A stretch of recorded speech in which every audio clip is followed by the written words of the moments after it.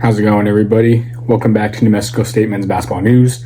I'm Marshall, and today is the first video since I'm 20 years old. It was my birthday yesterday on the 28th. Today's the 29th. This is probably on the 30th on Tuesday. So thank you guys for all the love and support within the past year. My goal is to hit 1,000 subscribers by the time I'm 21 next July, late July. So if you guys could please help make that happen, that'd be awesome.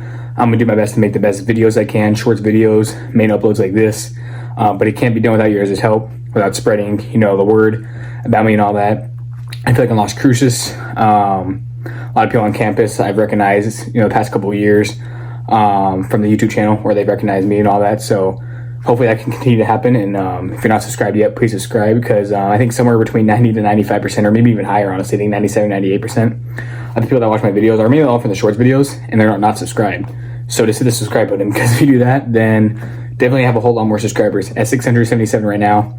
Have got about 60 within the past just couple months, which is awesome. More than I've ever got in that span since I started YouTube a couple years ago. So please keep supporting the channel. In today's video, we're going to be talking about Jordan Rawls, a former Aggie who played for us just this past season. Only played 1 year. Did a lot of great things for us. He had a career high in points out of all his years in college. Played 5 years in college. Averaged 8.5 points and led the team in assists with 3.5. Him and Jalen Jackson Posey were our top guys when it came to assists. Jalen Jackson Posey was leading the team at the beginning of the season, I think, with like 4.5. And even Jordan Rawls was about the same, 4.3, 4.4. But kind of just dropped. And then Jalen got hurt, so he missed some games and came back. Had to, take a little bit to get back into his rhythm. Jordan Rawls was a big starter for us, especially with Posey being out for so long. He became a big starter for us, started in 19 out of 31 games he played. Every year of college basketball he played, he didn't start every single game, but he started about half the games. So he was always a great starter or a six-man. Whatever role he was put in, he excelled at it. He actually had 2 stints at Western Kentucky, which is a Conference USA opponent.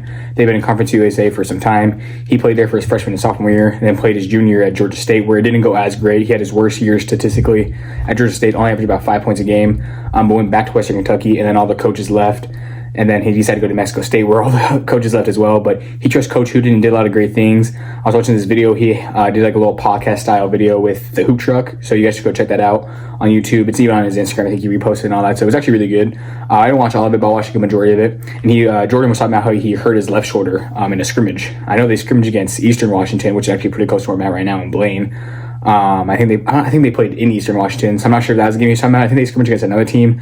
Not sure who they played. I know they lost that game against Eastern Washington. I think it was a close game. Not sure who they played in that second scrimmage, or at least I think they did, because I remember Coach Hooten saying something about that earlier on the year when I was talking to him. So in that podcast, Jordan was saying if he didn't hurt his arm, he felt like he could have played a little bit better, maybe average like double-digit scoring, like 12 points a game or something.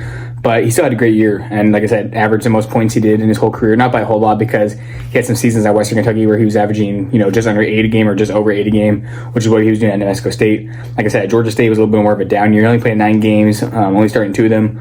I'm not sure how he got hurt that year. I'm sure it's in that video. I just didn't get to that part. He's trying to play professional basketball, and there's no doubt in my mind that he can definitely do that. He definitely has the resume to do that, with his college basketball days, and he was actually really great in high school too.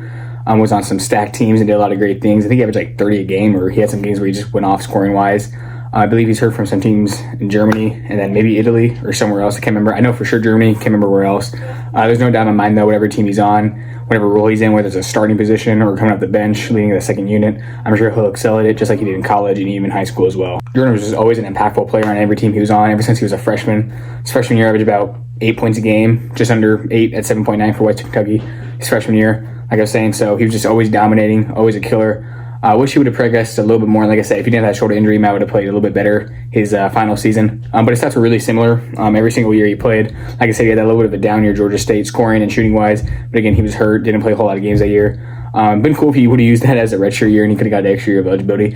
I'm not sure how it is. I think in football you can play 4 games or less and still be considered a redshirt. I'm not sure how it works in basketball. I could be wrong on all that. Let me know in the comments if I am wrong, and let me know if you know more information on that. I remember just hearing that from some of the guys from the football team my freshman year at NMSU.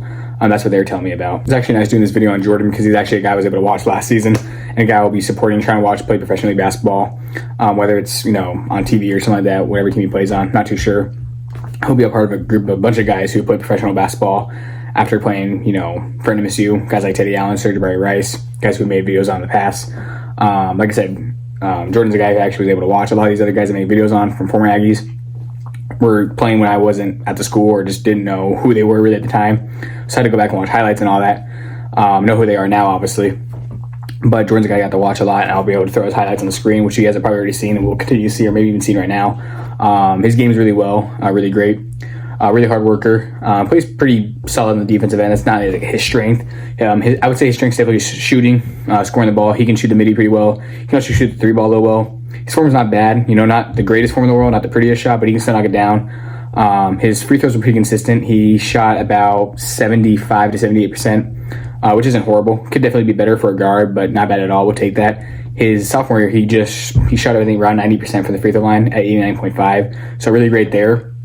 That was the COVID year in the 21 season, so I'm not sure. Every other year, he shot about 75% from the free throw line. And that year was just way different. I guess COVID in that way helped him. He's also a quick player, knows how to get to the rim, pretty strong player. 6'2", did his thing, was really fun to watch at New Mexico State. He's actually a guy, kind of like a lot of guys on the team I was able to talk to a couple times, get to know a little bit personally. He knew who I was through the accounts, maybe a little bit on the YouTube as well. He was good friends with Keelan and all the guys on the team that I saw all the time, like Jordan. He is Jordan. Like Jaden, I got the J's mixed up. Or even like Robert, Christian, all those guys. After Jordan, I remember it was the next day after they lost to UNM, where they lost by 1 at home. I was talking to him and saying how, he was just saying, yeah, we should have got that win. That was on us, but they bounced back after that. He was saying that, he thought they had a good chance competing in Conference USA because it was really even. And he's familiar with playing in Conference USA with Western Kentucky. He was in Conference USA, been in Conference USA for a while. So he's already kind of used to the teams. He said they were going to start off Conference USA 5-0, which they did not, but they did start 5-0 at home. And they were just really great at home in general. As you guys know, 12-3 at home, not so great on the road, only 1-13. 13-19 overall, including the tournament where they actually played against Western Kentucky and lost. But we did have an amazing comeback against them. I think one of the games he didn't score, but the other games he played pretty well. Can't remember exactly, but it was kind of funny. It's like he knew, I wouldn't say he really knew the whole team just because of like a new coaching staff and all that. But he's probably familiar with some of the players, just familiar with the school in general. Obviously, I'm not sure how it was on the road when he played against them, but I'm sure he got a warm welcome. Like I said, had 2 stints there. There was no, nothing really bad going on. I think they all love him over there, just like New Mexico State loves him. Another time I talked to him, actually kind of when I shared this experience, is kind of funny. So at the beginning of the year, I think it was around Halloween, it was like trick and treat with the Aggies. I can't remember what it was called, but it was like something where you could like for kids, obviously do the trick or treating. Then me and some of my homeboys went to the it was at the Pan American Center. We went there and they had like a whole introduction for the both men's and women's team. They're talking to your stuff signed, so we got a poster signed with all the players on it. And I was talking to Femi Udikali, and he was, asking if I was a student, all those things. Because most of the guys knew me. I think he was one of the guys that didn't. So I got to know him a little bit. And I was telling him how I played basketball all the time and, how I played in high school and all that, and had a good resume. He's like, oh, you should have walked on. And I was like, well, that's not really my thing right now, Because I think I'm a good basketball player. Playing Division I basketball, obviously way different. And I remember Jordan made a comment. He was like, man, you do not want to do that, all right? Because, like, walk-ons, how it is. Like, if you guys know the story, walk-ons, like, they're not on scholarship. They're not getting, I don't think they can do NIL or anything like that. They still got to pay for the school and everything just to barely even get minutes, if that. There's most games they don't even play. They might get thrown in if it's a blowout or anything like that. And then they're playing against guys way above their skill level.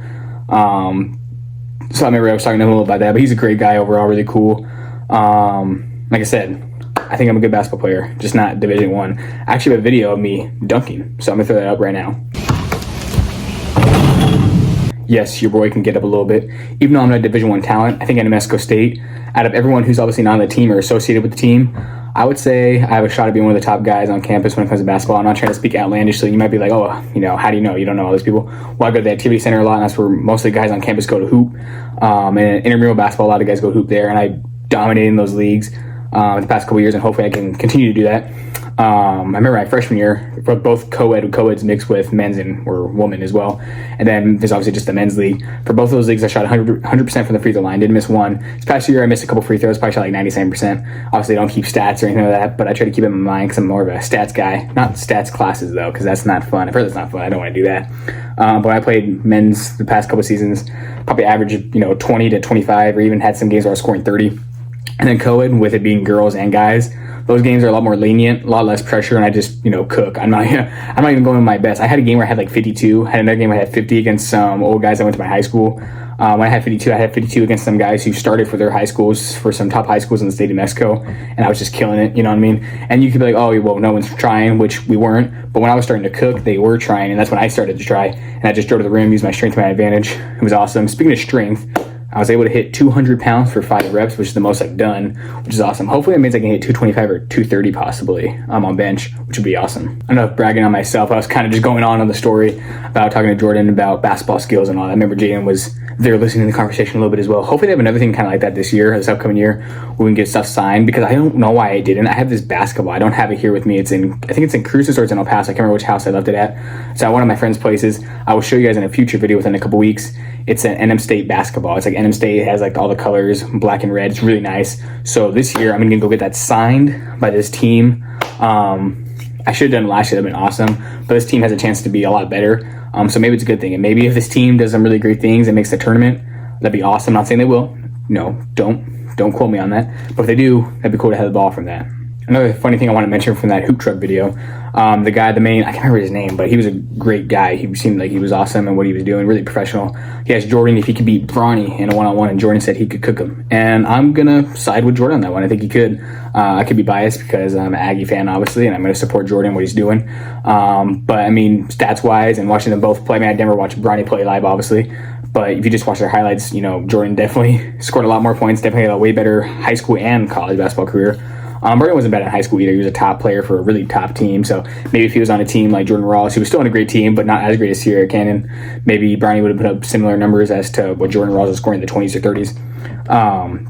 But there's always people saying, I think Jordan was saying something that he doesn't think Bronny is an NBA talent, or doesn't deserve to be there, only there because of his dad, which again, definitely understandable. I do think that Bronny can evolve into an NBA player. I know this is kind of getting sidetracked, but I kind of want to talk about it a little bit and I want to heir yours' opinion. I did this last video where I was asking opinions on different things, like how the NIL works, if college athletes should be getting paid, which I do think they should.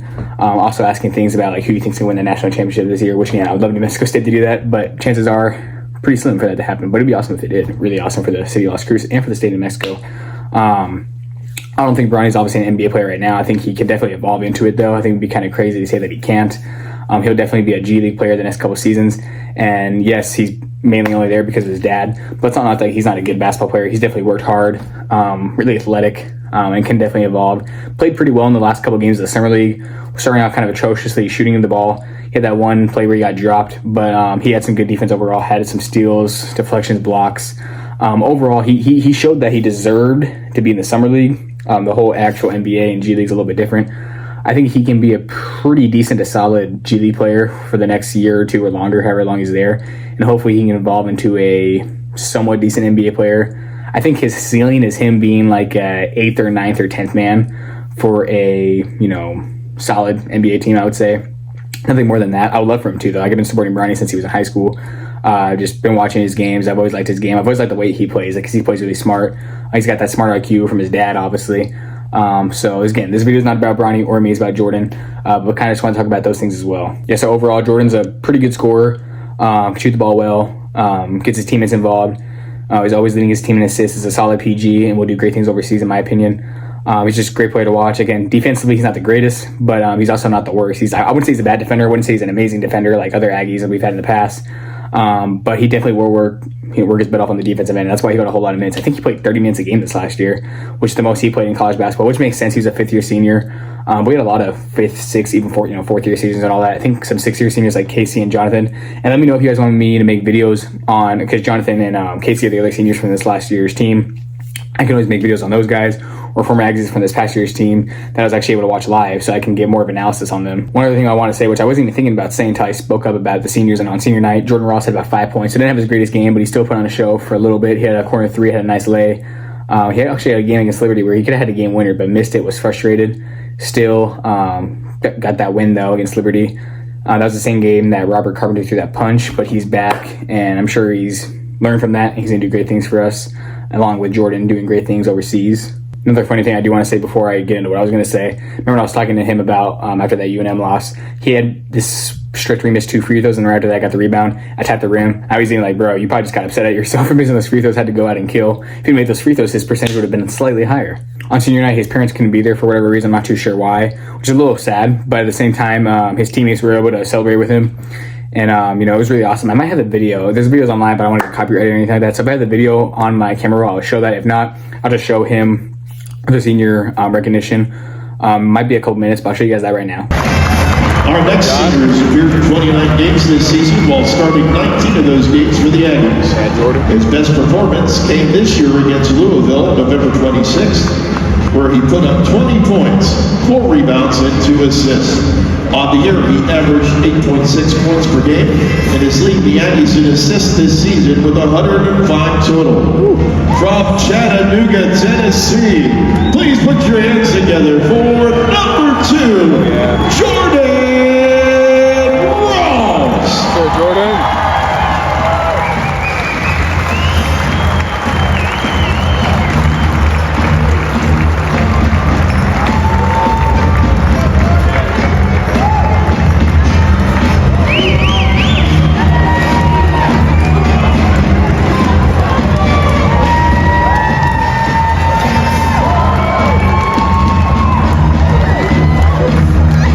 Pretty awesome stuff. That's going to close out the video. I really hope you guys enjoyed learning more about Jordan. And if you guys watched the Aggies this past season, you definitely know he was a key player in our team.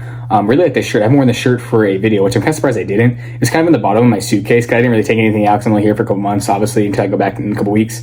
But it's the Battle I-25 shirt. I was just going to wear my New Mexico State football shirt because that's the only one that's not packed right now because I'm obviously getting packed to go back to school here in a couple weeks. Going on the cruise before that. I'm going to be able to take the Lincoln up, which we took it into some places. Got some things fixed. They're saying there might be some other things wrong with it, but I think it's just BS. You know how some car places try to say things to make you scared, to make you pay more than what you should. I just drove it to Buffalo Wild Wings with my sister. Functioned well. Went to the mall. We actually drove. It's actually funny story really quick before I do close the video. I drove out to Western Washington. It's about a 20 to 25 minute drive here from my house. Well, it's about 30, I think, but sometimes it's quicker if there's not as much lights or whatever, or if you just drive fast. But pretty nice campus. It's a Division II school. Just wanted to drive out there and check out the campus. I just, took a picture and said I was there, posting on my stories and all that. And one of the guys who keeps up with the Instagram accounts, not sure if he's subscribed to the channel, but he should if he's not. He was like, "You going there? You should leave an MSU?" I'm like, "Nah, man, I'm just, checking out the campuses." I like to check out a lot of college campuses now that I'm in, college. I've checked out University of Washington, checked out Portland State, Western Washington now. Checked out a couple more. Some really nice campuses I've looked at. Other than MSU, I've checked out UNM, unfortunately, and UTEP, but they're, really close by. Schools I've just driven by, seen, and all that. It's always nice to compare campuses to NMSU, but I'm biased. Even if it's like a school like Duke or Kentucky or big boy schools like that, I'm going to still say NMSU has the best campus because I'm biased like that. But yeah, I got the burning of the Lobo this past year. This is a yearly tradition for football and all that. We play against the Lobos, whether it's at home or away, and we'll be at home against them this year. Won't have a home game for basketball against UNM until my senior year. Gonna try to make a trip up there for this year's game, and I'll take some clips of that and make a video about it when it does happen, just like I will all the videos and give analysis and all that. Again, really hope you guys appreciate the video. Kind of dragging on a little bit, so I'm gonna stop, let you guys enjoy the rest of your day, and I'm out.